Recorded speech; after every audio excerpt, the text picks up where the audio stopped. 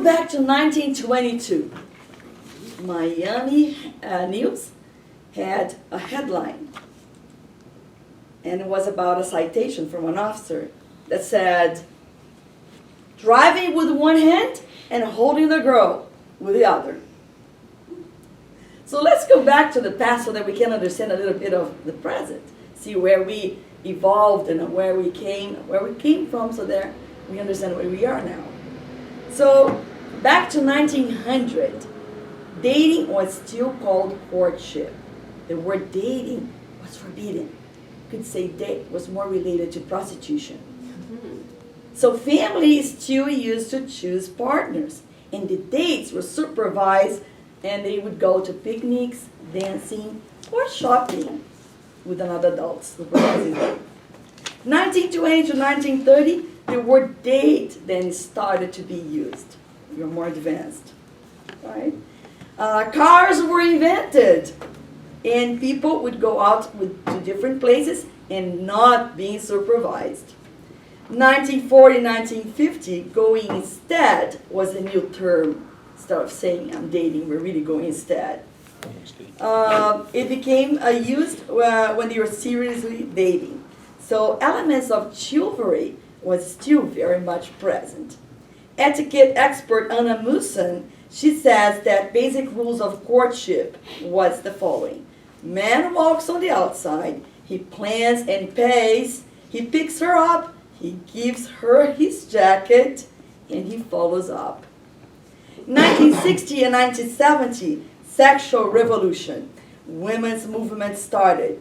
The creation of birth control pill. Women started to ask men on dates.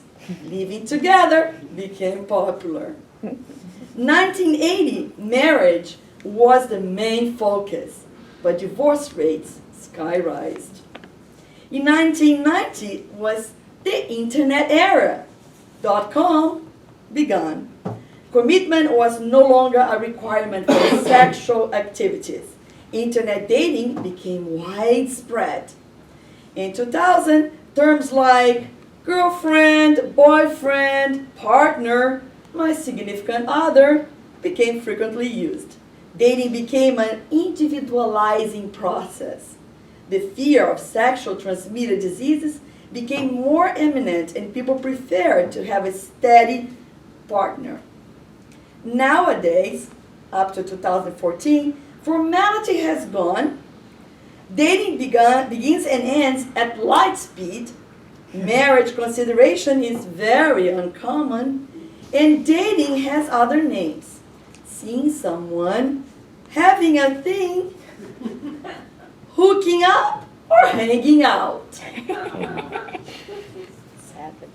The proliferation of dating sites and apps revolutionized romance in the world.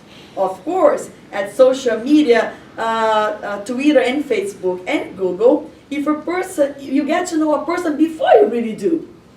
You want to have 50 pictures of me in bikini at the beach? You got it. Would you like to know how I'm feeling today? There you go. Or right now. There you go, right? You can know everything at social media. So this is allowing a large space for fantasy. And fantasy takes over, and then when you meet the person, usually their face doesn't match the picture on the profile. According to Mark Lesnick, the founder of iDate, online dating is an industry that profits $1.2 billion per year. That was an inquisitive research I made. Huh? This business has now migrated to mobile devices. You have dating on the go.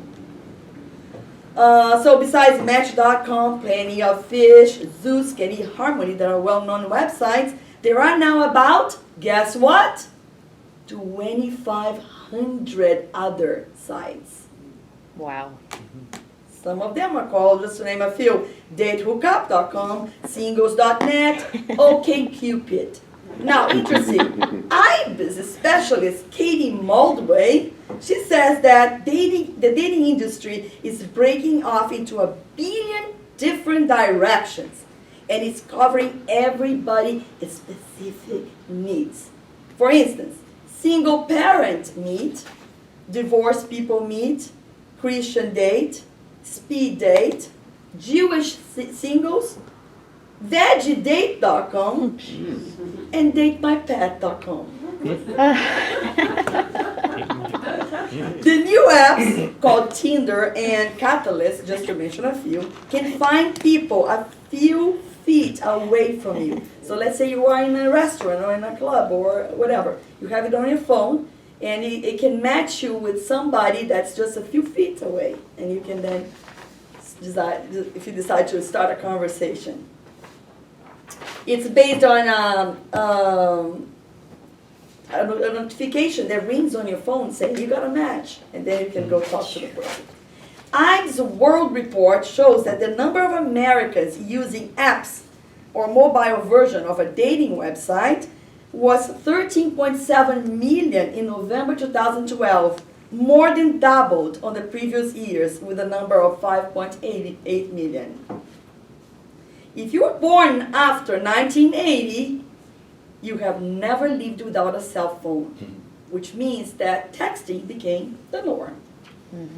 With so much going on in our lives and so many options, people make Friday night plans at 6:59 on Friday. To think about that you're going to ring someone and make plans and put in your agenda that you're going to meet him or her in a week away, it's just unthinkable. Because so many options, how come something else can happen in between?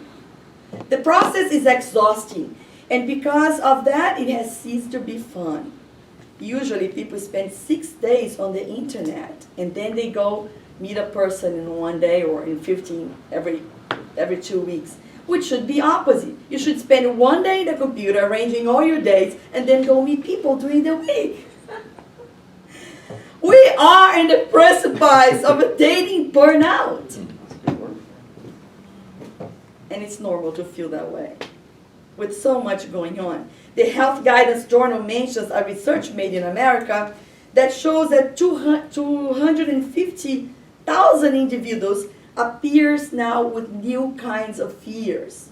And they named them all. So here is one of them. Editophobia, fear of being edited or deleted. It's true. Philophobia, fear of falling in love. I love that one. This one is difficult to pronounce. Samarsophobia, fear of dating or love play. Anupitophobia, fear of staying single. And one more. Chronophobia, fear of moving forward. So many fears, no wonder why we are in the verge of dating burnout. But something really amazing dawned to me that at the end of the day, this is our life. This is what we do. Every day, breaking through fear to love. And it all starts here. Right here, with the love that we feel for ourselves first. So match this love first, and then let the universe find you the love that you want. Thank you very much, ladies and gentlemen.